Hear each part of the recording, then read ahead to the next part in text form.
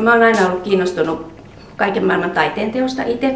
Mähän on niin kuin ammatinvaihtaja, että mä rupesin opiskelemaan vasta myöhemmällä iällä kultasepäksi. Ja se tuli siitä, kun mä huomasin, että mulla kaiket illat rupesi menemään siihen, että mä kävin erilaisia maalauskursseja, veistoskursseja. Ja sitten kun töissäkin rupesi jo ajatus harhailemaan niin kuin tekemisen parissa, niin sitten mä mietin, että mikä olisi niin kuin semmoinen meikäläiselle hyvä reitti. Ja sitten mä tajusin, että näiden kultasepätöiden tekeminen on vähän kuin pienoisveistosten tekemistä ja pystyy käyttämään niin kuin sitä omaa luovuuttaan siinä.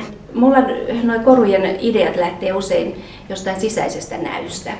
Että mä työstän jotain arvomaailmaa tai jotain henkistä asiaa, mikä mulle itselleni on tärkeä. Ja se varmaan sitten auttaa siinä, että se näkyy siinä, että koruun tulee sitä sisältöä. Bravuurikoru.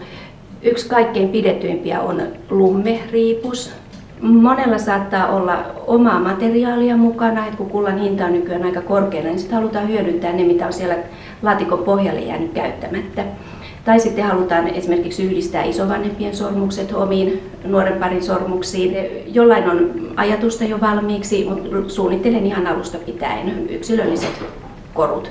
Sekä sormuksia että riipuksia, rintakoruja, kaulakoruja, korviksia, ihan miesten koruja, kaikkea mitä nyt voi kuvitella.